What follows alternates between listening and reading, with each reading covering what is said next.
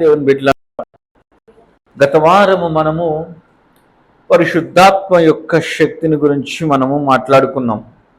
దాంట్లో 2 పాయింట్లు ఏమో మాట్లాడినట్లున్నాం, అంతేనా? గుర్తుందా ఎవరికైనా? లాస్ట్ వీక్ మనం ఏం మాట్లాడుకున్నాము? ఏం గుర్తులేవా? ఏం గుర్తుంది చెప్పండి ఒకసారి, మళ్ళీ రీక్యాప్ చేసుకుందాం. దేవునికి సమర్పించుకోవాలి. ఎందుకు సమర్పించుకోవాలి దేవునికి?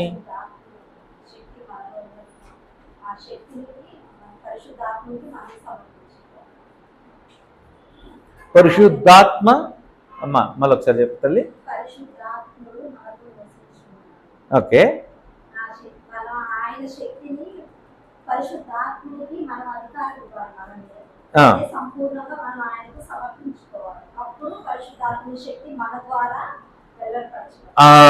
హల్లెలూయా హల్లెలూయా. రెండవది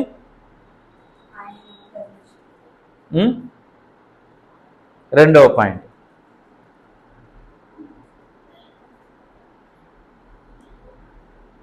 అలా గుర్తుండే పాటైతే ఈ పాటికి వడ్డీ వ్యాపారస్తులం అయిపోయిండే వాళ్ళు, ఊర్లో ఉన్న వాళ్ళందరికీ వడ్డీకి ఇచ్చేసేవాళ్ళు.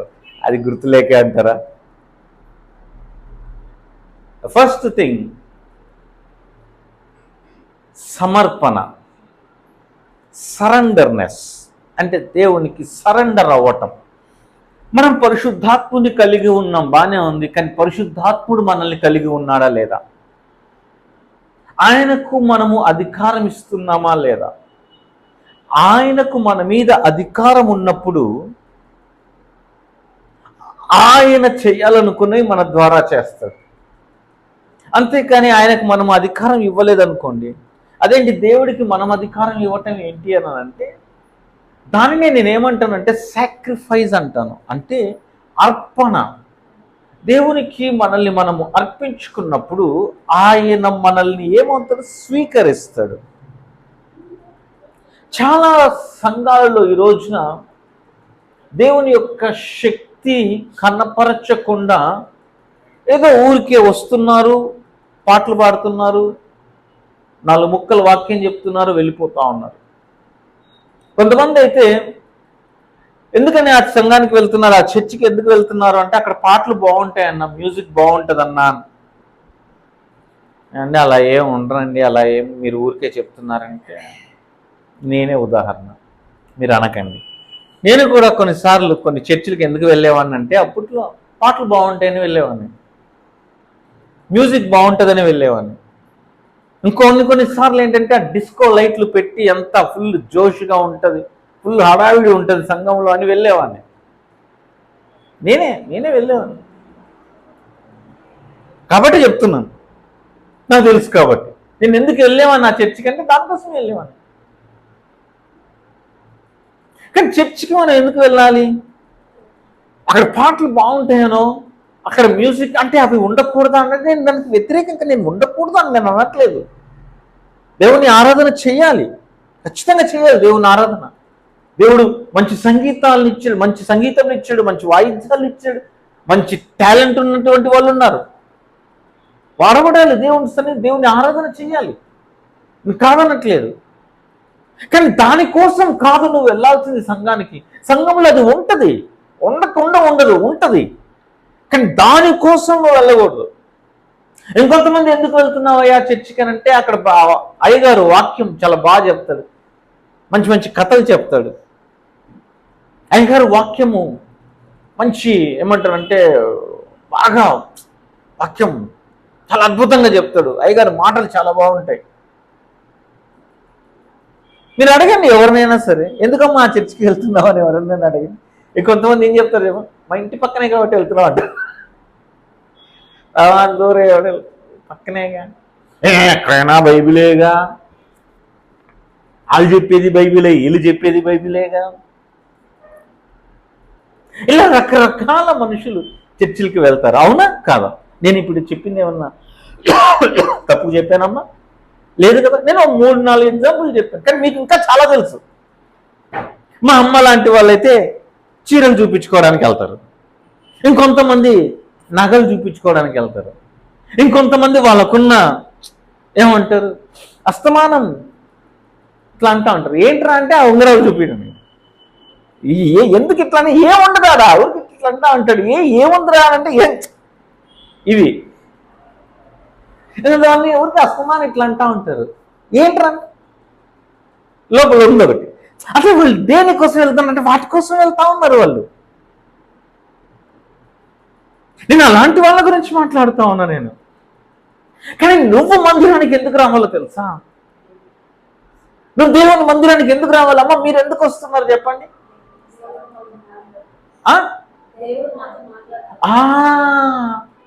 దేవుడు నాతో మాట్లాడాలి. ఏం రావాలి సంఘానికి?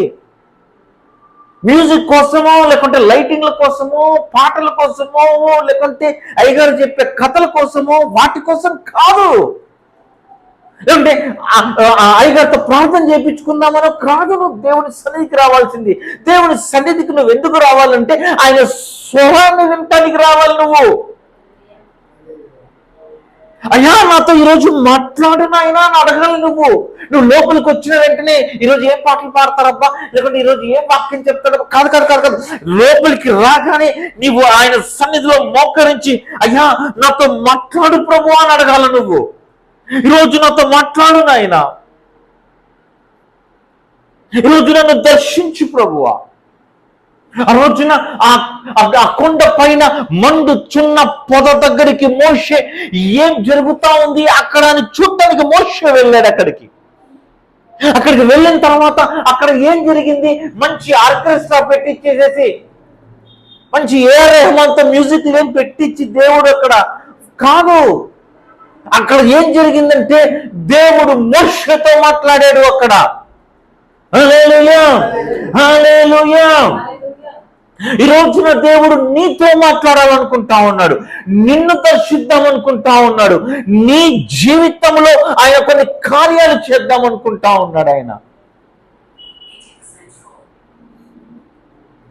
ఆయన శక్తిని నీలో నింపి నిన్ను ఆయన లోకంలోనికి పంపిద్దాం అనుకుంటా ఉన్నాడు. నిన్ను ఒక సాధారణమైన వ్యక్తిగా ఆయన చూడట్లేదు. ఆయన నీలో నువ్వు చెయ్యబోయే కార్యాలను ఆయన ముందుగానే చూసేసాడు. కాబట్టి నీ ద్వారా ఆయన ఏవైతే చేయాలనుకుంటున్నాడో వాటన్నింటినీ ఆయన ఆల్రెడీ చేసేసి చూశాడు. కాబట్టి నిన్ను నింపుదాం అనుకుంటున్నాడు తన శక్తితో. మనం చాలాసార్లు అనుకుంటాం అన్నా మనం ఏం చేయగలుగుతామన్నా, మనం ఆఫ్టర్ ఆల్ మానవులమన్నా, మన మనుషులమన్నా మన వల్ల అవుతుందంటవా, మనం చేయగలమంటవా? ఇవన్నీ మనకు పెద్ద చదువు లేదు, మన దగ్గర పెద్ద డబ్బు లేదు, మన దగ్గర ఏం పెద్ద జ్ఞానం లేదు, మనమేం పెద్ద ఏమంటారు విద్యావంతుల కుటుంబంలో నుండి మనమేం రాలేదు. నీలాంటి నాలాంటి వాళ్ళ కోసమే దేవుడు ఏం చేశాడో తెలుసా? అసలు నువ్వెందుకు చేయలేవు అని నిరూపించడానికి ఆయన భూమిలోకి వచ్చాడు. ఆయన ఎందుకు వచ్చాడు భూమి మీదకి? రోగులను స్వస్థపరచడానికి ఎవడు ముందుకు రావట్లేదు, దయ్యాలను వెళ్ళగొట్టడానికి ఎవడు ముందుకు రావట్లేదు, పాపము లేకుండా జీవించడానికి ఏ మానవుడికి సాధ్యపడట్లేదు. ఏమంటానంటే అన్నా మనం మనుషులమన్నా, తప్పు చేయకుండా ఉంటామా అన్నా, పాపం చేయకుండా ఉంటామా అన్నా, అబద్ధాలు ఆడకుండా ఉంటామా అన్నా, అన్నా మనం మనుషులమన్నా. ఇదే కదా చాలా మంది మాట్లాడేది, మనం మనుషులం భయ్. ఏమన్నా దేవుళ్ళమా మనం అట్లా బతకటానికి? మనం అంత నీతి నిజాయితీగా బతకటానికి మనం ఏమన్నా దేవుళ్ళమా? మనం మనుషులం భయ్. అందుకే ఆయన ఏం చేశాడు తెలుసా? మనిషి బతకొచ్చు అని చూపించడానికి ఆయన మనిషి అయ్యాడు. ఆయన మనిషిగా మారి ఆయన బ్రతికి చూపించి ఇదిగో ఇట్ట బతుకు అని అన్నాడు. ఆయన నేను మనిషిగా ఉన్నాను. యేసయ్యకు కూడా యేసయ్య శరీరంలో ఆయన పుట్టినప్పుడు ఆయనకు కూడా మనలాగే శరీర కోరికలు ఉండింటాయి కదా. ఉండింటే ఉండిండమంటావా? మనకు దోమ కుడితే దురద వేసినట్లు ఆయనకు దురద కదా. మనం చలిలో మనకు చలికి మనం వణికినట్లు ఆయన చలికి వణకలేదా? అంటే మనం ఏ ఏ పరిస్థితుల గుండా వెళ్తున్నామో అవన్నీ ఆయనకు కూడా వర్తిస్తాయండి. నిప్పుల్లో చేయి పెడితే కాలుతుందా? కాలదా? ఆయనకు కాలుతుంది. ఎందుకంటే ఆయన శరీరంలోనే ఉన్నాడు. కానీ ఆయన ఏం చేసాడు అని అంటే, ఆయన నేను నీలాగా ఎందుకు వచ్చాను అని అంటే, నేను నువ్వు ఎట్లా బతకాలో నీకు నేర్పించడానికి అని అంటా ఉన్నాడు. ఈ పుస్తకాన్ని నిజంగా చదివిన వాడికి ఏమర్థం అవుతుందంటే, మనిషి ఎట్లా బతకాలో నేర్పిస్తుంది ఈ పుస్తకం.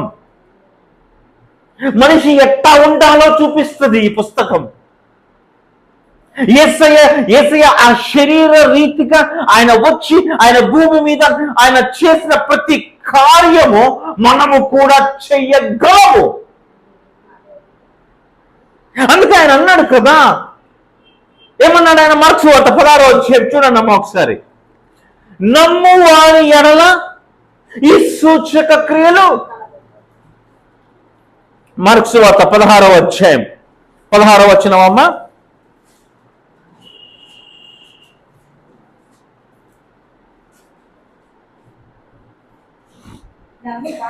నమ్మి బాప్తిస్మము పొందిన వాడు రక్షింపబడును, నమ్మని వారికి శిక్ష విధింపబడును.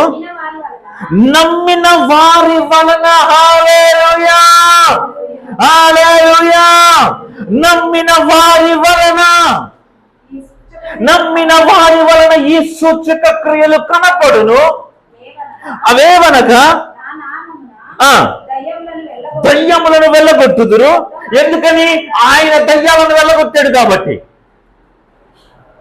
ఆయన దయ్యాలను వెళ్ళగొట్టాడు కాబట్టి నమ్మిన వారు కూడా దయ్యాలను వెళ్ళగొట్టగలరు. కొత్త భాషలు మాట్లాడుదురు, పాములను ఎత్తి పట్టుకొందురు, మరణకరమైనదేది త్రాగినను. హల్లెలూయా హల్లెలూయా. రోగుల మీద చేతులుంచినప్పుడు, హల్లెలూయా, రోగుల మీద చేతులుంచినప్పుడు వారు స్వస్థత నొందుదురు. ఇవన్నీ యేసయ్య చేసి చూపించి ఆయన ఏమంటా ఉన్నాడంటే, అరే ఇట్టా బతుకురా అంటా ఉన్నాడు మనల్ని. అంటే మనం ఏమన్నా, ప్రభువా నువ్వంటే, నీలో అంటే పరిశుద్ధాత్మ యొక్క శక్తి ఉంది కాబట్టి నువ్వు అవన్నీ చేయగలిగావు, మరి మేము అట్లా కాదు కదా అని అంటే, అవునా అయితే ఉండు, నేను వెళ్ళి మీకు ఒక ఆదరణకర్తను పంపిస్తా. నా పైన ఏ పరిశుద్ధాత్ముడైతే ఉన్నాడో ఆ పరిశుద్ధాత్ముని నేను భూమి మీదకి పంపించి నీలో నివసింప చేస్తా నేను. అప్పుడు ఆ పరిశుద్ధాత్ముడు మీ మీదికి దిగి వచ్చినప్పుడు మీరు ఇవన్నీ చేస్తారు. హల్లెలూయా హల్లెలూయా. మీరు శక్తిని పొందుకుంటారు. పరిశుద్ధాత్ముడు మీ మీదకి దిగి వచ్చినప్పుడు మీరు శక్తిని పొందుకుంటారు. మీరు భూమిని తలకిందులు చేస్తారు, మీరు రోగుల్ని స్వస్థపరుస్తారు, మీరు దయ్యాలను వెళ్ళగొడతారు. హల్లెలూయా హల్లెలూయా. ఈ పరిశుద్ధాత్ముడు మనలోన నివసించుచున్నాడు. కానీ ఆయన మనలో నుండి ఆయన ప్రభావము బయటికి వెళ్ళట్లేదు. ఆయన మనలో ఉన్నాడు కానీ ఆ ప్రభావము బయటికి కనపరచబడట్లేదు. మీరు ఎప్పుడైనా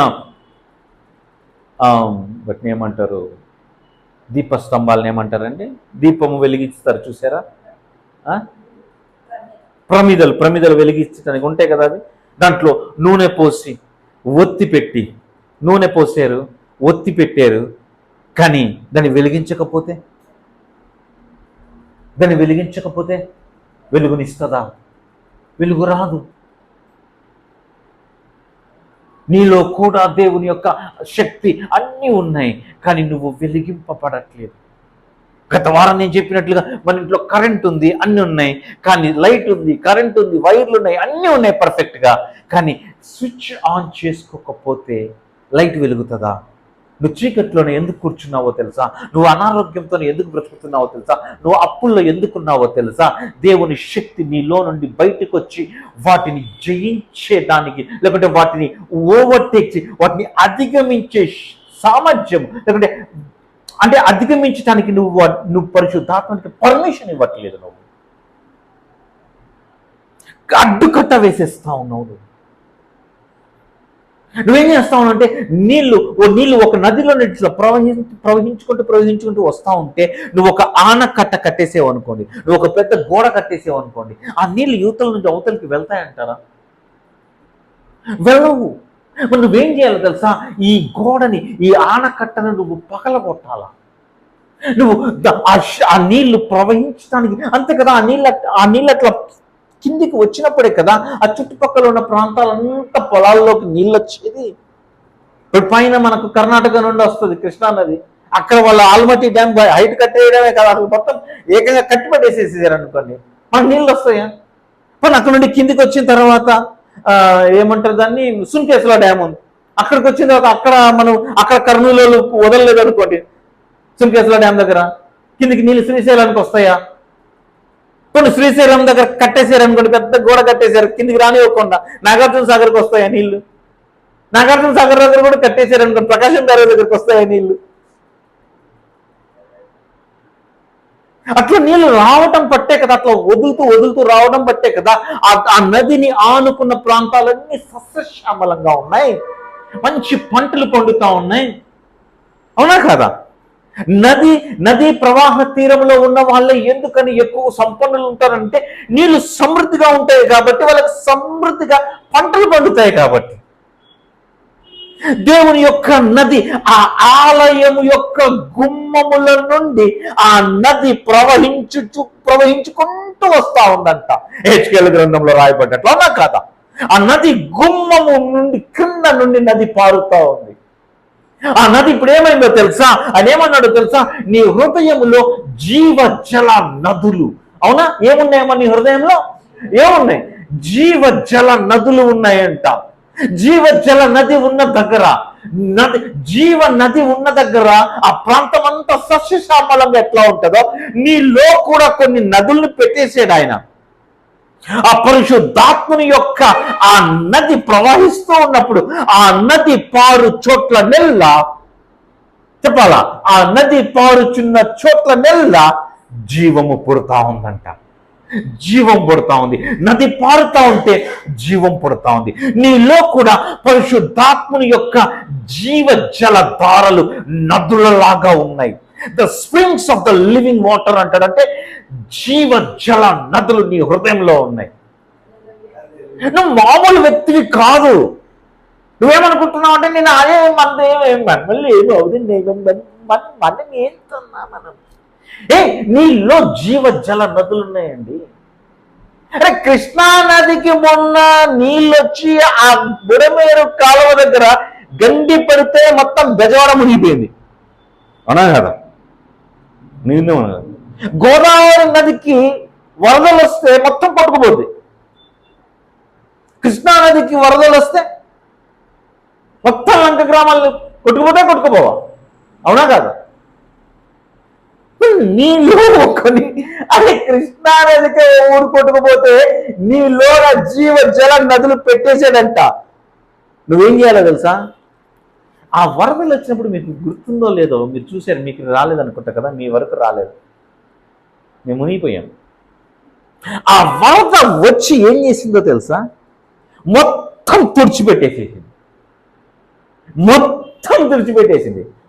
ఇళ్లలోనికి వచ్చేసి ఇళ్లలో ఉన్న చెత్త చెదారాన్ని కూడా తీసుకుని వెళ్ళిపోయింది. నీలో ప్రవహించే ఆ జీవజల నది కూడా ఏమవ్వాలో తెలుసా? నీ పాత జీవితాన్ని తీసుకెళ్ళిపోవాలా, కొట్టుకుపోవాలి. అవన్నీ నీ శరీరంలో ఉన్న ప్రతి అనారోగ్యము ఆ నీళ్ళలో కొట్టుకుపోవాలంతే. అవంతా స్పీడ్గా ప్రవహిస్తూ ఉన్నాయి, కానీ వాటిని ఆపగలిగే సామర్థ్యం ఎవరికుందంటే నీకే. నువ్వే ఆపుతా ఉన్నావు. ఎట్టా ఆపుతున్నావో తెలుసా? నీవు సమర్పణ లేని తనముతో నీవు దేవునికి నువ్వు సమర్పించుకున్నట్లయితే దేవుడు నిన్ను వాడుకోవటం ప్రారంభిస్తాడు. ఆ జీవ జల నదులు చూడండమ్మా. ఇప్పుడు ఈ ప్రకాశం బ్యారేజ్ దగ్గర గేట్లు ఎత్తేసేస్తే ఆ నీళ్ళు ఏమవుతాయి తెలుసా? ఏమవుతాయి? నీళ్ళు ఏమవుతాయి? ప్రకాశం బ్యారేజ్ దగ్గర గేట్లు ఎత్తేసేస్తే ఆ నీళ్ళు ఏమైపోతాయి? సముద్రంలో పోయిపోతుంది. వేస్ట్. ఇంకా నీళ్ళని ఏం వాడలేదు. అవునా కాదు? వాటిని ఎవరు వాడుకోలేడు. అందుకని ఏం చేస్తారంటే ఆ గేట్లు మూసేసేసి ఆ నీళ్లను అటు తెనాలి వైపుకు, ఇటు మన సైడ్ ఏలూరు బందరు కాలువలు ఉన్నాయి చూసారా, వీటి ద్వారా ఈ ప్రాంతంలన్నిటికీ నీళ్లను సప్లై చేస్తారు. ఎందుకనంటే ఆ గేట్లు లేకపోతే, ఆ బ్యారేజ్ లేకపోతే ఆ నీళ్ళన్నీ సముద్రంలో పోయి వృధా అయిపోతాయి. చాలా మంది ప్రకాశం బ్యారేజ్ దగ్గరికి నీళ్లు వదిలినప్పుడు ఆ గేట్లు ఎత్తుతారు. నీళ్ళు ఎక్కువ వరద వచ్చినప్పుడు గేట్లు ఎత్తుతారు. అవునా? నాకు తెలిసి సెప్టెంబర్ ఆ మాసాల్లో ఎక్కువ తిరుగుతాయి అనుకుంటాను. ఆగస్టు సెప్టెంబర్ నెలల్లో ప్రకాశం బ్యారేజ్ గేట్లు ఎత్తుతారు. అందరూ అవి చూడటానికి వెళ్తారు. అక్కడికి వెళ్ళిపోయి ఆ నీళ్లకు మంచి మంచి గవర్నమెంట్ వాళ్ళు మంచి మంచి లైట్లన్నీ వేస్తే రాత్రిపూట వెళ్ళారనుకోండి, అసలు ఆ నీళ్ల పైన లైట్లు పడి ఆ నీళ్ళు ఇట్లా పారుతూ ఉంటే ఎంత అందంగా ఉంటుందో చూసారా మీరు ఎప్పుడైనా? అయితే ఈసారి రండి, నేను తీసుకెళ్తాను. చాలా బాగుంటుంది రాత్రుల పూట. రాత్రి 12, 1 గంటకు కూడా అందరూ అక్కడ నిలబడుకొని ఫోటోలు దిగుతూ ఉంటారు. ఎందుకంటే అంత అందంగా ఉంటుంది. కానీ నాకు ఆ నీళ్ళని చూస్తే నాకు అందరిలాగా ఆనందం వేయదు. ఎందుకో తెలుసా? ఆ నీళ్లు సముద్రం పాలైపోతాం. ఆ నీళ్ళు ఎవరికి ఉపయోగపడట్లేదు. ఆ నీళ్ళు వృధా అయిపోతా ఉన్నాయి. సముద్రంలో పోయి కలిస్తే ఏం ఉపయోగం అమ్మా? అరే ఇన్ని నీళ్లు వృధా అయిపోతా ఉన్నాయి. ఇక్కడ ఎంత మంది తెలుసా నీళ్లు లేకుండా నీళ్లు కూడా కొనుక్కొని తాగుతా ఉన్నాం. మీ ఊర్లో ఏమో నాకు తెలియదు, కానీ మేము నీళ్లు కొనుక్కొని తాగుతున్నాం.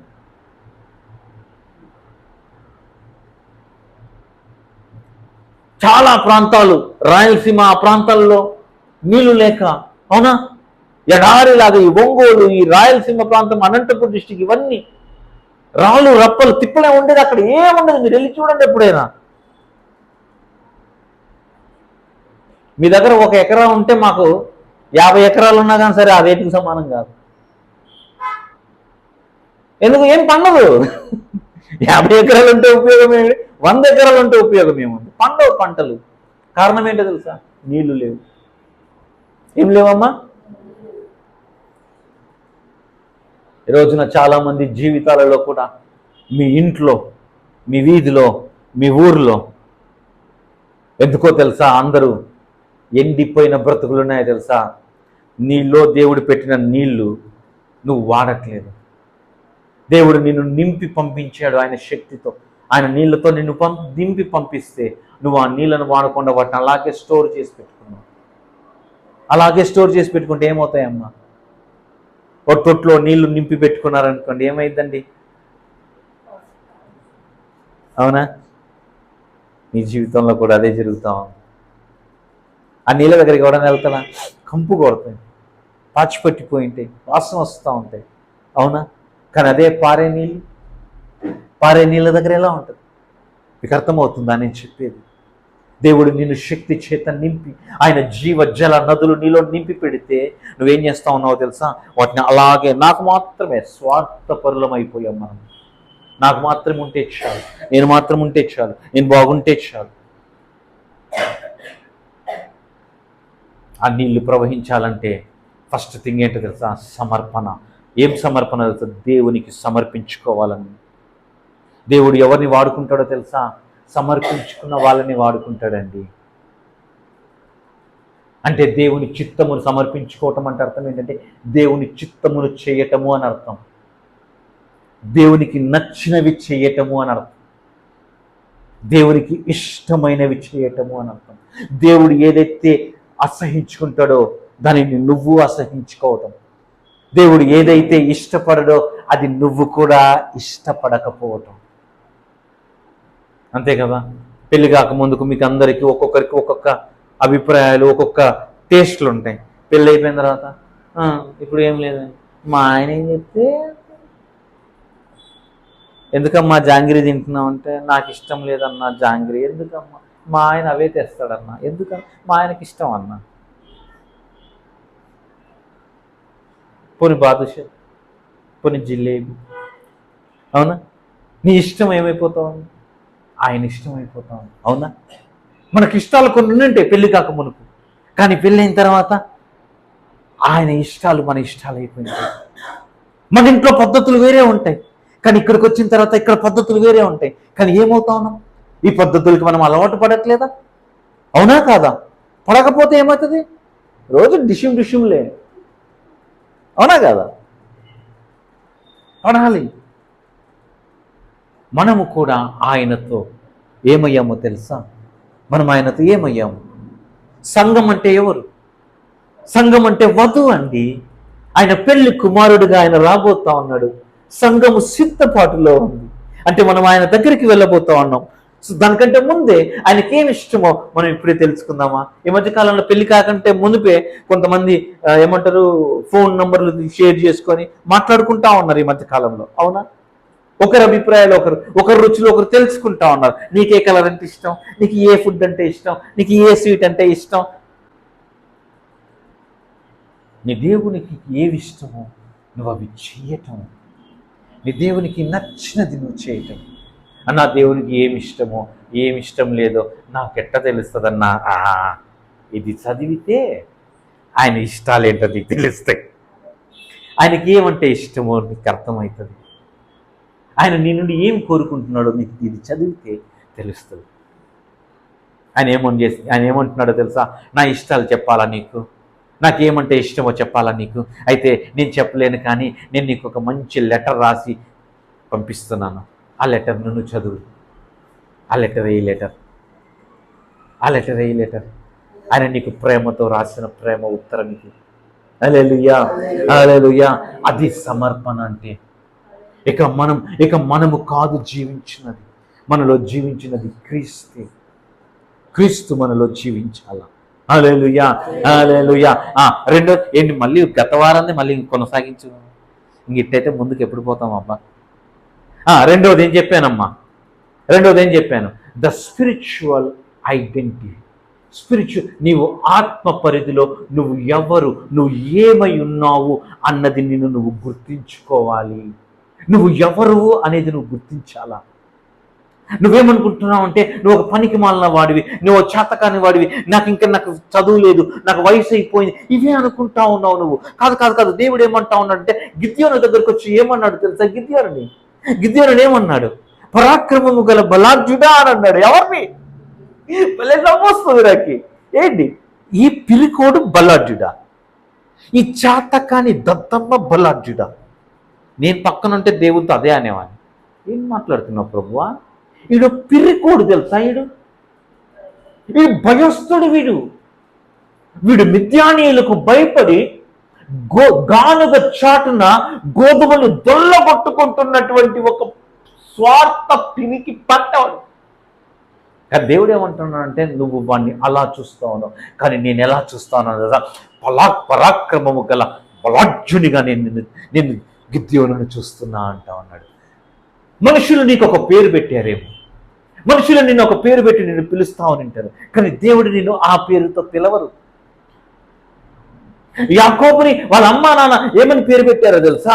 యాకోబు అని పేరు పెట్టారు. ఎందుకంటే వాడి బుద్ధి అట్టాంటిది కాబట్టి అది బుద్ధికి తగినట్టుగా పేరు పెట్టారు. అదన్నీ ఆశాస్త్రాలే చేస్తా ఉన్నాడు, అవునా కదా? అన్నను మోసం చేసాడు, అన్న దగ్గర జ్యేష్ఠత్వం లాగేసుకున్నాడు, అస్తమానం గ్యాంబ్లింగ్లు ఈ గ్యాంబ్లింగ్లు చేస్తా ఉన్నాడు. అనుకున్నారు వీడు పెద్ద గ్యాంబ్లర్ రావేట, పెద్ద చీటర్ వీడు అని ఏం పేరు పెట్టారు. కానీ దేవుడు యాకోబులో ఏం చూసాడు? ఇశ్రాయేలుని చూసాడు. అబ్బా, ఈరోజు దేవుడు నిన్ను ఏం చూద్దాం అనుకుంటా ఉన్నాడు. మనుషులు నిన్ను ఒక రకంగా చూస్తా ఉండొచ్చు. నేను అదే అంటా ఉన్నా, దేవుడు నిన్ను ఎట్లా చూస్తున్నాడో అట్టాగా నిన్ను నువ్వు చూసుకోవడం ప్రారంభించాలా. హల్లెలూయా, హల్లెలూయా, హల్లెలూయా. అందరూ మొర్దెకైనేమని చూశారు. ఎట్లా చూశారు? అడుక్కు తినేవాడిలాగా, అక్కడ ఆ గుమ్మం దగ్గర ఉండేవాడిలాగా చూశారు. ఆమానదే కదా మొర్దెకైని చూసింది. కానీ మొర్దెకైలో దేవుడు ఏం చూశాడో తెలుసా? ఈరోజున దేవుడు నిన్ను అలా చూస్తూ ఉన్నాడు. నీలో ఆయన సామర్థ్యమును ఎందుకు అట్లా చూస్తూ ఉన్నాడు తెలుసా? పరిశుద్ధాత్మని నీలో పెట్టేసాడు కాబట్టి, ఆయన శక్తి గురించి ఆయన తెలుసు కాబట్టి. నువ్వు ఎప్పుడు పేలుతావో తెలియదు, నువ్వు పేలితే మామూలుగా ఉండదు. నిన్ను శక్తి చేత నింపి పెట్టేసి నువ్వేమనుకుంటున్నావు అంటే, అన్న ఈ పాపం నేను జయించలేకపోతా ఉన్నాను, అన్న ఈ అలవాట్లు నేను జయించలేకపోతున్నాను, అన్న ఈ అప్పుల బాధలు, అన్న ఈ ఇంట్లో పెట్టే టెన్షన్, ఈ టార్చర్ ఉందే, టార్చర్. మన ఇళ్ళలో అందరి ఇళ్ళలో టార్చర్ ఉంటుంది. ఈ టార్చర్లు ఇవన్నీ భరించలేకపోతా ఉన్నాం. కానీ దేవుడు ఏమంటా ఉన్నాడు తెలుసా, నేనెందుకు నీ పరిశుద్ధాత్మని నేనెందుకు నీలోన నింపానో తెలుసా, వీటన్నిటిని జయించడానికి పరిశుద్ధాత్ముడు నీకు సహాయం చేస్తాడు. ఈ పాపమును జయించడానికి పరిశుద్ధాత్ముడు నీకు సహాయం చేస్తాడు. ఈ అలవాట్లను జయించడానికి పరిశుద్ధాత్ముడు నీకు సహాయం చేస్తాడు. ఈ పరిస్థితులు జయించడానికి పరిశుద్ధాత్ముడు నీకు సహాయం చేస్తాడు. ఆయన నీకు సలహా ఇస్తాడు. ఆయన నీకు ముందుగా వెళ్ళువాడు. ఆయన హల్లెలూయా, హల్లెలూయా. నాకెవరు లేరన్నా, నేను అంతేనే అయిపోయానన్నా, నాతో మాట్లాడేటోడే లేరన్నా, అన్నా నా బతుకు ఇట్లే అయిపోయింది. కాదు కాదు కాదు కాదు నీలో ఉన్న పరిశుద్ధాత్ముడు నీకు ముందుగా వెళుతూ నీకు మార్గమును సిద్ధపరుస్తూ ఉన్నాడు. ఆయన నేను అదే అంటున్నాను, స్పిరిచువల్ ఐడెంటిఫై అంటే నిన్ను నువ్వు గుర్తించుకో. నువ్వు ఎవరై ఉన్నావో, నీతో ఎవరున్నారు అనేది నిన్ను నువ్వు గుర్తించుకోవటం ప్రారంభించు.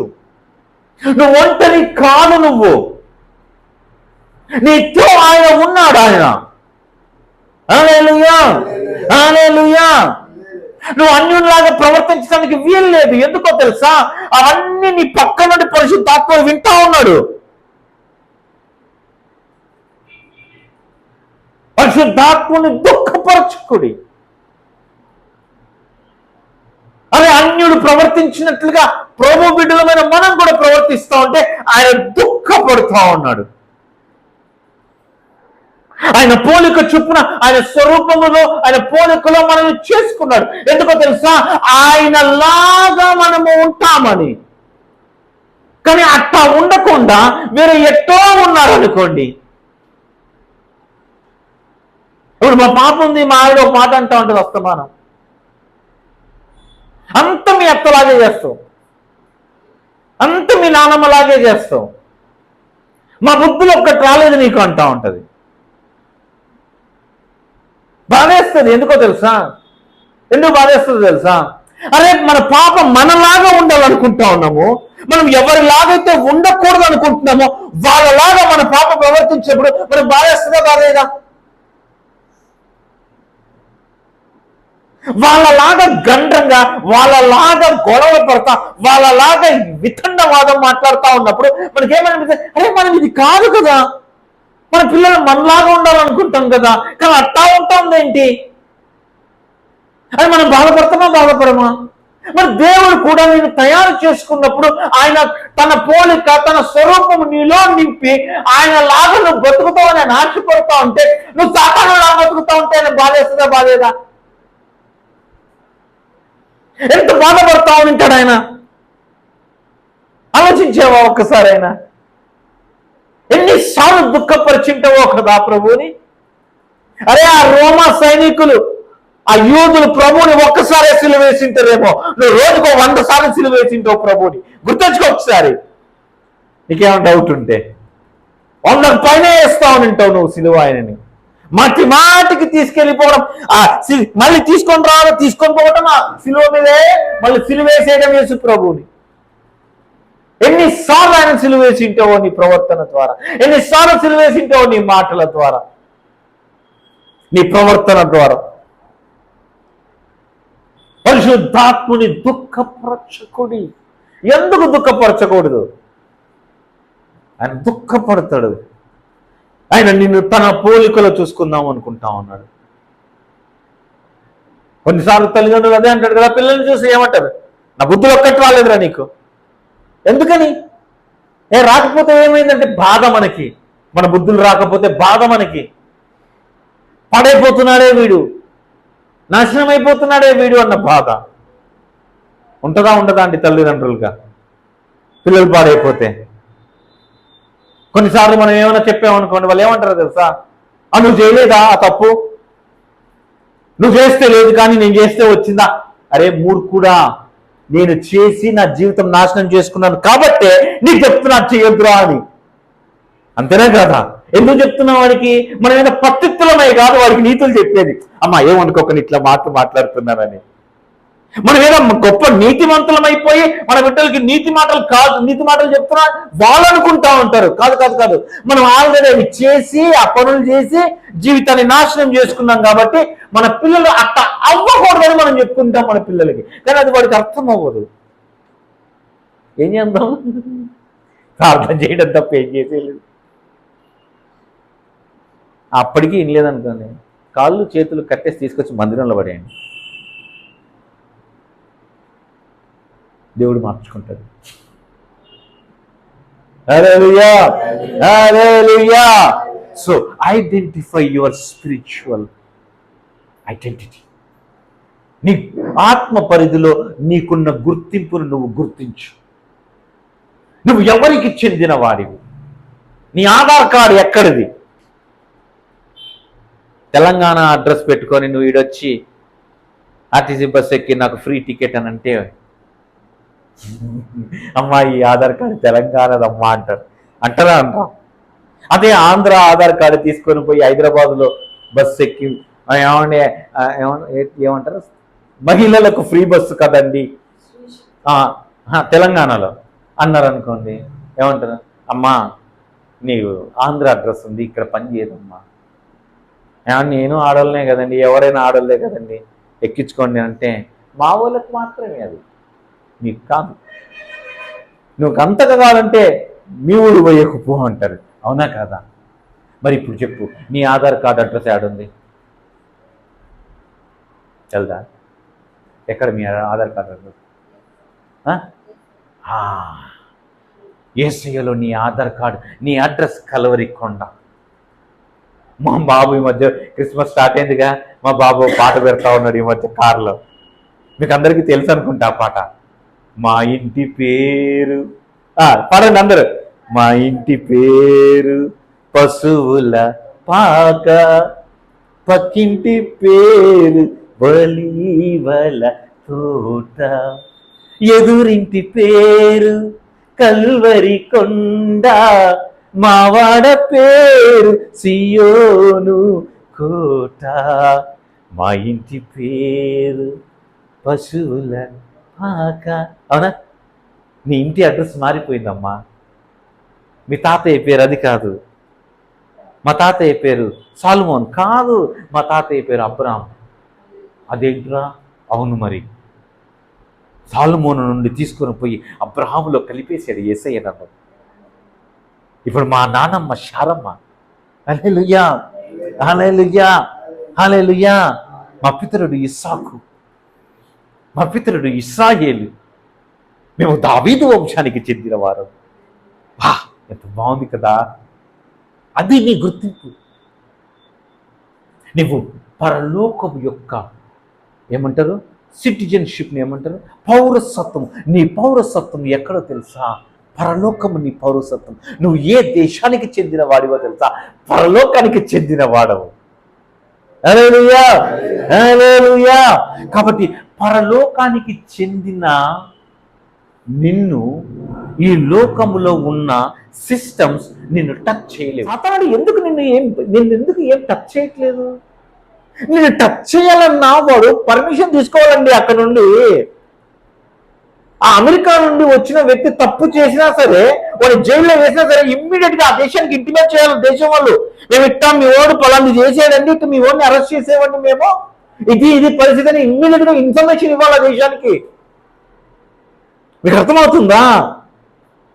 దొరికేది మా ఇష్టం వచ్చినట్టు చేసేస్తామంటే కుదరదు. పాకిస్తాన్ మీద యుద్ధం జరిగినప్పుడు మన ఫ్లైట్ ఒకటి పాకిస్తాన్ లో కూలిపోయినప్పుడు అక్కడ ఒక సైనికుడు దొరికిపోయాడు పాకిస్తానీ వాళ్ళకి. ఏం పేరంటే అభినయ్ రామ ఆయన పేరు గుర్తుందా మీకు? ఆయన పేరు నాకు సరిగ్గా గుర్తులేదు. ఆయన దొరికిపోయినప్పుడు ఇమ్మీడియట్ గా ఇంటిమేట్ చేశారు మన దేశానికి, ఇలా మీ సైనికుడు ఒకడు దొరికాడని. అసలు ఈగ కూడా వాళ్ళని ఇవ్వకూడదు, ఈగ కూడా వాళ్ళకూడదు. వాళ్ళకి ఏమన్నా అయిందంటే దేశం నుండి యుద్ధానికి వస్తుంది. ఒక్క వ్యక్తి కోసం దేశం యుద్ధానికి దిగిద్దండి. మరి నువ్వు ఆ దేశమునకు చెందిన వ్యక్తివి, నువ్వు భూలోకంలో బతుకుతా ఉన్నప్పుడు సాతానుడు నిన్ను ఇష్టం వచ్చినట్టు చేస్తాను అని అంటే కుదరదు. చట్టం ఒప్పుకోదు. ఏ చట్టమో తెలుసా? ఈ చట్టం ఒప్పుకోదు. పరలోకపు చట్టం ఒప్పుకోదు. అందుకే యోబును టచ్ చేయాలన్నా సాతానుడు ప్రభు దగ్గరికి వెళ్ళి పర్మిషన్ తీసుకున్నాడు. ఊరికే కాదు, హక్కు లేదు. యోబును ముట్టడానికి సాతానుడికి హక్కు లేదు. అందుకే ప్రభు దగ్గరికి వెళ్ళి ఆ పర్మిషన్ తెచ్చుకొని యోబును శోధించాడు. మరి నన్ను యేసయ్యకు ముందున్న యోబుకే అంత సెక్యూరిటీ ఉంటే, యేసయ్యకు ముందున్న యోబుకే అంత కవనెంట్ ఉంటే, అంత కాపుదల ఉంటే, యేసయ్య రక్తములోనే కడుగబడిన నీకు నాకు ఇంకెంత రక్షణ ఉంటుంది? ఒకసారి ఆలోచించి. నిన్ను టచ్ చేయాలంటే వాడి వల్ల కాదండి. అందుకే వాడు ఏం చేస్తాడో తెలుసా? నిన్ను భ్రమ పెడతాడు. నిన్ను సూటిపోటి మాటలతో నీకు నువ్వే డిస్కరేజ్ అయ్యేలాగా చేస్తాడు. నీకు నువ్వే తగ్గిపోయేలాగా చేస్తాడు. నీ గుర్తింపును కాకుండా నీ పాత జీవితమును జ్ఞాపకము చేస్తా వాడు ఏం చేస్తాడంటే నిన్ను కృంగదీస్తూ ఉంటాడు. మీకు అర్థమవుతుందా నేను చెప్పేది? దాన్ని నువ్వు గుర్తించాలా, నువ్వు ఎవరివో గుర్తించాలా. హల్లెలూయా, హల్లెలూయా. ఈ రెండు మళ్ళీ రిపీట్ చేయడానికి ఎంత టైం పట్టింది? 45 మినిట్స్ పట్టింది. మూడవది ఏంటో తెలుసా? హల్లెలూయా, హల్లెలూయా. ఇది ఒకటి చెప్తానండి ఈరోజు. మూడవది ఏంటో తెలుసా? ఫర్గ్యూనెస్ అంటే క్షమాపణ, క్షమించలేకపోవటం. యాక్చువల్గా నేను అనుకుంటున్నా అన్నిటికంటే ఫస్ట్ ఇది పెట్టాలి ప్రభు అనుకుంటా. నేను ప్రభుని అదే అడిగా, ప్రభు అసలు అన్నిటికంటే ఫస్ట్ ఇది పెడదాం ప్రభువా. దేవుని శక్తి నీలో ఎందుకు కనపడట్లేదు? పరిశుద్ధాత్మని నువ్వు కలిగి ఉన్నావే కానీ నీలోన దేవుని శక్తి ఎందుకు కనపరచబడట్లేదో తెలుసా? నువ్వు క్షమించలేకపోతా ఉన్నావు. క్షమించలేని ధనం. ఎవరో ఏవో నీ చుట్టాలే ఉండొచ్చు, నీ బంధువులే ఉండొచ్చు, నీ ఇంట్లో వాళ్ళే ఉండొచ్చు, నిన్ను ఏదో అని అంటారు, కానీ దాన్ని నువ్వు పట్టుకొని సాగదీస్తా ఉన్నావు. దానిని నీ హృదయంలో పెట్టుకొని అలాగే తిరుగుతూ ఉన్నావు. అది ఎంత డేంజరో తెలుసా? క్యాన్సర్ కంటే డేంజర్ ఏంటంటే అదేనండి. క్షమించేసేయాల. ఆయన ఏమన్నాడు? ఆ సిలువ వేసినప్పుడు ఆయన ఏమన్నాడు? తండ్రి వీరేమి చేయించున్నారు. ఆయనకు ఉన్న క్షమాగుణం మనకు రావాలండి. మనం క్షమించగలగాల. ఇక్కడ 2 రకాల క్షమాపణలు ఉన్నాయి. మొదటి క్షమాపణ అసలు ఏంటో చెప్పమంటారు? మనం ఏదో క్షమాపణ అంటే వాడు కొట్టినా సరే అవును అంటే వాళ్ళు ఏమన్నా మనం పడుండాలా అండి? పడుండాలి. ఒకసారి ఒక సహోదరుడు ట్రైన్లో వెళ్తూ ఉన్నాడంట. ట్రైన్లో వెళ్తూ ఉంటే బైబిల్ చదువుకుంటా ఉన్నాడంట. చదువుకుంటా ఉంటే పక్కన ఒక అన్యుడు చూసాడంటే, మీ క్రిస్టియన్సా అని అన్నారంట. అవును మేము క్రిస్టియన్స్ అని అన్నాడు. మీ బైబిల్లో ఒక మాట రాయబడింది కదా, వాడికి అన్ని మాటలు ఉన్నా కానీ వాడికి ఈ మాటే గుర్తుంది. అడిగాడండి ఏమన్నా, మీ బైబిల్లో ఒక మాట ఉంది కదండి. ఏ మాట? ఒక చెంప మీద కొడితే ఇంకో చెంప చూపిమన్నాడు కదా.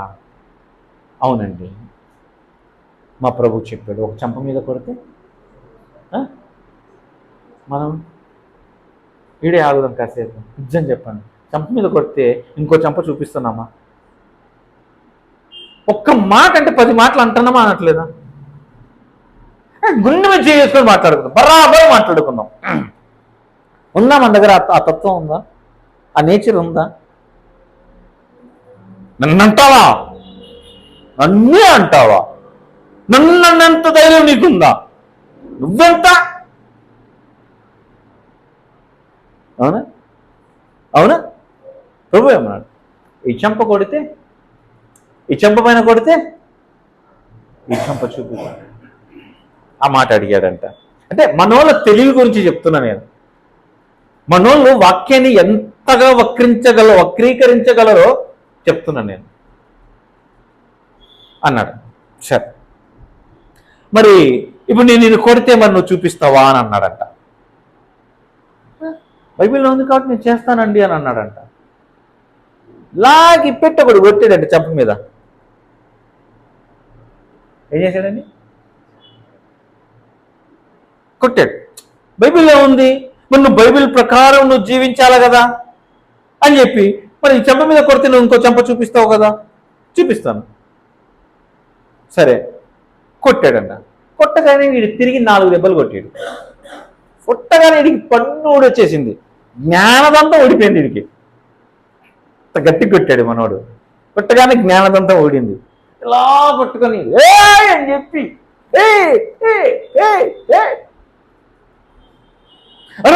ఎలా కొడుతున్నావురా అంటే నీ బైబిల్లో నువ్వు పార్టీ అన్నమాట. ఈ బైబిల్లో ఒక చెప్ప కొడితే ఇంకో చెప్ప చూపిమనింది. అప్పుడంట చంప చూపిమన్నాడండి, కొట్టించుకోమనలేదు. ఏమన్నా చంప చూపిమన్నాడు, కొట్టించుకోమనలేదు. నువ్వు కొట్టేవు. అది కాదు దేవుని ఉద్దేశం. కానీ మనోళ్ళు ఎందుకు రా నువ్వు తిడుతున్నావు అని మనం భరించాలిరా. మనం క్రైస్తవులమురా అన్నా, మనం అట్లా ఉండకూడదు అన్నా, మనం సహించాలన్నా, మనం ఓర్పుతో ఉండాలన్నా అంటే అన్నా నే అట్ట కాదన్నా. అంటే వాళ్ళు ఎన్ని మాటలన్నా మనం పడుండాలా అన్నా. మన దేవుణ్ణి అన్ని మాటలు మాట్లాడతారంటే చదవనమ్మా. మన దేవుణ్ణి అన్ని మాటలు నిన్ను కాపాడువాడే నీ దేవుడైతే నిన్ను కాపాడే దేవుడు నువ్వు కాపాడతావా? నాకు అర్థం కాదబ్బా ఈ లాజిక్ ఏందో. దేవుడి కోసం ఇల్లు పరిగెడతాడు. రావా మా దేవుడు గొప్ప అంటే మా దేవుడు గొప్ప, మా దేవుడు అంటావా నువ్వు? మన దేవుని మనం కాపాడుకోవాలన్నా మన దేవుడిని ఏంట్రా మనం కాపాడేది? నాకు అర్థం కావట్లేదు. మనం యేసయ్యను మనం కాపాడగలమా? మనల్ని మనం కాపాడుకుందాం తర్వాత సంగతి. మనమే ఆయన దగ్గరికి పోయి ప్రభువాను కాపాడు అని అడిగి ప్రార్థన చేసే మనము యేసయ్యను కాపాడేస్తామా? మనకు అంత ఉందంటారా? కాకపోతే పుడింగిలాగా పోతాము, వాదనకి వెళ్ళిపోతాము, కొట్లాడేస్తాము. మా దేవుడు ఇంత గొప్ప, మా దేవుడు అంత గొప్ప, మా దేవుడితో తురుం అని చెప్పేసి మన దేవుడు నిజమైన దేవుడే నిరూపించడానికి వెళ్ళిపోతూ ఉంటాం. ఉందా దేవుడు అట్లా వెళ్ళిపోమని? లేదే. ఆ ఊరిలోనికి నువ్వు వెళ్ళినప్పుడు ఆ ఊరిలోనికి నిన్ను రానివ్వకుండా ఆ ఊరిలో గనుక నిన్ను తిరస్కరిస్తే ఏం చేయమన్నాడు? బయటకు వచ్చి చెప్పులు వదిలిచేసి వెళ్ళిపో, వదిలేసి వెళ్ళిపో అన్నాడు. అంటే దాని అర్థం ఏంటో తెలుసా? అది అక్కడే అంతే వదిలేసి దాన్ని మోసుకొని రామాక ఇంట్లోకి దులిపేసే. ఎక్కడ షేక్ ఆఫ్ ద డస్ట్, నీ చెప్పులకున్న ధూళిని దులిపి వచ్చేసి అంతే. నీకు అర్థమవుతుందా నేను చెప్పేది? వాడేదో అన్నాడు, వీడేదో అన్నాడు, ఆవిడేదో అనింది, ఈవిడేదో అనింది అని వాళ్ళని క్షమించకుండా ఫస్ట్ ఆయన ఏమన్నాడో తెలుసా? నువ్వు దేవుని సన్నిధికి వచ్చి నువ్వు బలిని అర్పించటానికి వచ్చినప్పుడు మొదట బలిని అర్పించటం అక్కడ ఆపేసేసి వెళ్ళిపోయి నీ సహోదరులతో సమాధానపడి రా అన్నాడు. దేవుని సన్నిధికి వచ్చేసేసి నా జీతం మొత్తం చెప్తున్నారు, నా కానుక ఇచ్చినావు. ఏంటంటే ఎందుకు ఇస్తున్నావు అంటే ఏం లేదన్నా, మా పక్కింటోడు నాకంటే పెద్ద బిల్డింగ్ కడతా ఉన్నాడు, అది కట్టకూడదు. నేను 2 ఫ్లోర్లు ఎత్తకూడదు, 3వ ఫ్లోర్ ఎత్తన్నాడు అన్న. ప్రార్థన చేయి. ఏమని చేయాలా? ఆ ఇల్లు కూలిపోవాలని ప్రార్థన చేయి. ఎట్రా అట్లా ప్రార్థనలు జరిగితే అంటారా? ఈ పాస్టర్ గారు ఏం చేస్తున్నాడు? డబ్బులు చేస్తానన్నా, దేవుడు మాటలు నడుస్తున్నాడా గొప్పగా ఆడవడన్నా ఉండేది. అడిల్లు రేపు సాయంత్రం కూలిపోతుంది చూడు. ఉద్దు తుఫాన్ వచ్చింది, ఉద్దు తుఫాన్ వచ్చినప్పుడు పక్కనే ఉంది నీ ఇల్లు కూడా. ఈ ఇల్లు కొలివేటి ఈ ఇల్లు ఏమైనా అమెరికాలో ఉందా? పక్కనేగా ఈ ఇల్లు ఉండేది. నువ్వు ఎంత అర్పణ ఇచ్చినా నీ సహోదరుడు నిన్ను క్షమించకపోతే ఆ అర్పణ దేవుడు అంగీకరించడు. నో, దేవుడు అంగీకరించడు. ఆయన ఏమన్నాడంటే అక్కడ ఆపేసేయాలన్నాడు. అవునే కదా? బలిని అర్పించడానికి నువ్వు వచ్చిన నీ బలిని పక్కన పెట్టాడా? ఏమాగా ఫస్ట్ వెళ్ళిపోయి నీ సహోదరుడితో సమాధానపడిపో. నా ఎన్ని మాటలు అన్నారన్నా, నీకు తెలియదన్నా, అసలు మనిషి అనేవాడు మాట్లాడన్నా, నేను కాబట్టి తట్టుకుంటున్నానన్న ఆ మాటలన్నీ. 2 రకాల క్షమాపణలు అని చెప్పాను కదా. మొదటి క్షమాపణ ఏంటో తెలుసా? నిన్ను నువ్వు క్షమించుకోవటం ఫస్ట్. చాలామంది ఆత్మహత్యలు ఎందుకు చేసుకుంటారో తెలుసా? వాళ్ళు క్షమించుకోకపోవటం వల్లనే. తప్పు చేసావు, తప్పు చేసాము, తప్పు జరిగిపోయింది, చేసాం. ఆ తప్పునే నువ్వు క్యారీ చేస్తా ఉంటే ఏమవుతుందో తెలుసా? అది నిన్నే చంపేస్తుంది. మొదట నిన్ను నువ్వు క్షమించుకో. ఎందుకంటే మనకు అతిపెద్ద శత్రువు ఎవరంటే మనమే. ముందు నిన్ను నువ్వు క్షమించుకో. ఆ క్షమాపణలో నుండి నీ పొరుగు వానికి క్షమించడానికి ప్రయత్నించు. హల్లెలూయా, హల్లెలూయా, హల్లెలూయా. ఈరోజుకి 3 చాలండి. మొదటిది ఏంటమ్మా? దేవుని శక్తి నీలో నుండి బయటికి రాలేకపోవటానికి కారణము సమర్పణ లేకపోవటం, దేవునికి అప్పగించుకోకపోవటం. రెండవది ఏంటో తెలుసా? నిన్ను నువ్వు క్రీస్తులో నువ్వు ఎవరై ఉన్నావో నిన్ను నువ్వు గుర్తించుకోకపోవటం. మనుషులు పిలిచినట్లు దానితో నిన్ను నువ్వు చూసుకుంటున్నావు తప్ప దేవుడు నిన్ను ఎట్లా చూస్తున్నాడు నువ్వు అట్లా చూసుకోవట్లేదు. మూడవది ఏంటో తెలుసా? క్షమాపణ. క్షమించండి. ముందు మిమ్మల్ని మీరు క్షమించుకోండి. ఆ తర్వాత నీ పొరుగువాణిని క్షమించు. నిన్ను నువ్వు క్షమించుకోలేకపోతే నీ పొరుగువాణ్ణి క్షమించలేవు. దేవుడు ఏమన్నాడు? నిన్ను వలె నీ పొరుగువాణిని ప్రేమించుము అన్నాడు. మనం ఏంటంటే ఊర్లో ఉన్న వాళ్ళందరినీ ప్రేమించడానికి పోతా ఉంటాం. ముందు దేవుడు ఏమన్నాడు? ఊర్లో వాళ్ళు తర్వాత ప్రేమిద్దు, ముందు నిన్ను ప్రేమించుకో. ఎందుకు తెలుసా? నిన్ను వలె అంటే ముందు నిన్ను నువ్వు ఎట్టా ప్రేమించుకుంటావు నీకు తెలియాలిగా. ముందు నిన్ను నువ్వు ఎట్టా ప్రేమించుకుంటావు? చేతులు కోసుకొని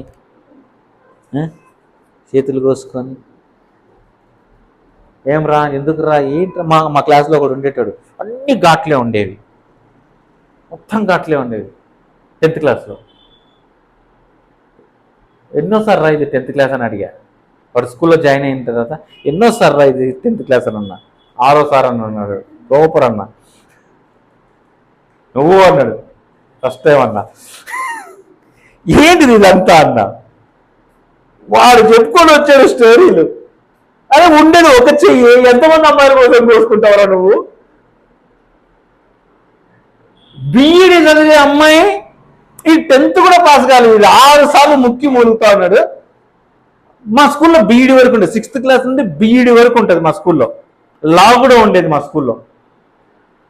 ఆ అమ్మాయి కోసం వీడు చీర కోసుకున్నాడు, కట్టుకొని వచ్చింది. ఏంట్రా అంటే స్వప్న. మరి అంతకుముందుకు ఉన్న వాళ్ళు కొత్తది ఇది అలవాటు అయిపోయింది అడిగి. కోసుకొని అలవాటు అయిపోయింది అడిగి. అమ్మా నువ్వు అట్ట కోసుకుంటాడంటే వాడి మీద వాడికి ప్రేమ లేదని. అంతే కదా, నిజంగా వాడి మీద వాడికి ప్రేమ ఉంటే వాడు కోసుకోగలుగుతాడు. అట్లా కోసుకోలేడు కదా. వీడంట ఆ అమ్మాయి కోసం అంట. అరే ముందు నిన్ను నువ్వు ప్రేమించుకోరా. నిన్ను నువ్వు ప్రేమించుకో ఫస్ట్. మనల్ని మనం ప్రేమించుకున్నప్పుడు మనల్ని మనం క్షమించుకుంటాం. అంతే కదా. ప్రేమ ఏం చేస్తుందంట? దోషములను. నిన్ను నువ్వు ప్రేమించుకోవడం స్టార్ట్ చేస్తే నీలో ఉన్న దోషాలు కనపడవు. అలా అని చెప్పి మనది తప్పైనా కానీ సరే ఎదుటోడి దగ్గర పోయి ఓయ్ అని చెప్పి వాదించమని కాదు. క్రీస్తులో మనము నీతిమంతులము అని గుర్తించు అని అర్థం నా ఉద్దేశం. హల్లెలూయా, హల్లెలూయా. ఆ తర్వాత నీ పొరుగు వాడిని క్షమించు అన్నారా? అననీలో ఏమైంది? ఏదో రోజున వాళ్ళ తప్పు వాళ్ళే తెలుసుకొని వస్తారు నీ దగ్గరికి. అమ్మా క్షమించమ్మా. మన ప్రేమ ఎదుటివాడిని మారుస్తుంది తప్ప వాడు మనల్ని ఒక మాట అంటే మనం 4 మాటలు తిరిగి అంటే ఆ బంధము దూరం అవుతుందే తప్ప ఎప్పటికీ దగ్గర అవ్వదు.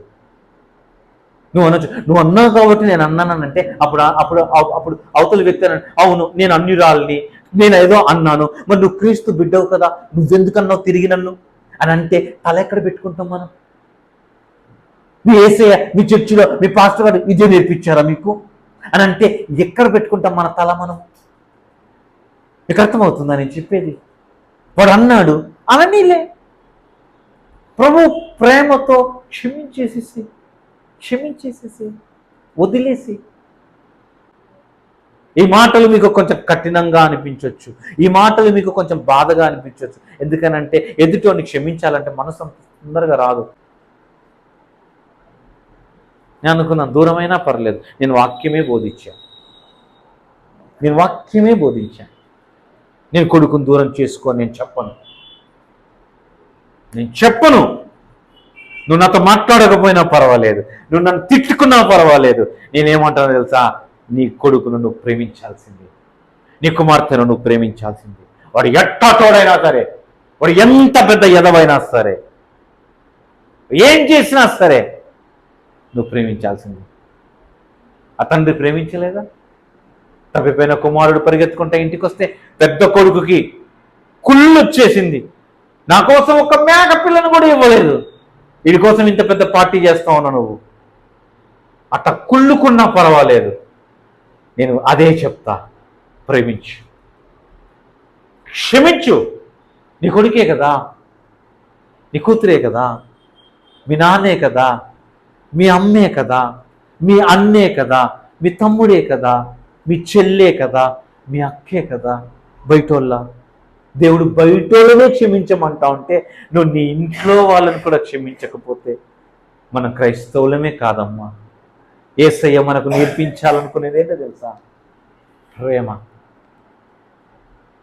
ఆయన మనల్ని ఎట్లాగైతే ప్రేమించాడో, ఆయన ఎంత నిస్వార్థంగా మనల్ని ప్రేమించాడో, మనము కూడా మన ఎదుటి వాళ్ళని అంతే నిస్వార్థంగా ప్రేమించాలా. హల్లెలూయా, హల్లెలూయా. కాబట్టి మీకు కష్టంగా అనిపించవచ్చు. రేపొద్దున మీరు అమ్మ వద్దు, ఆడికి పోతే ఆయన ప్రేమించమంటాడు, ఆడికి పోతే ఆయన క్షమించమంటాడు, ఎందుకులే మనం వేరే చర్చ చూసుకుందాం. No problem. నేను ఇదే చెప్తా, నేను ప్రేమించమనే చెప్తా. ఆమేన్, హల్లెలూయా, హల్లెలూయా. అందరూ లేచి నిల్చుందామా. ఒక్క పాయింట్ చెప్పాను ఈరోజు. రేపు ఇంకా చాలా ఉంది, రేపు వారం. కానీ రేపు వారం చాలా అద్భుతంగా ఉంటుంది. యాక్చువల్గా ఈ వారమే టచ్ చేద్దాం అనుకున్నాను, నేను టైం ఎక్కువ అయిపోయింది.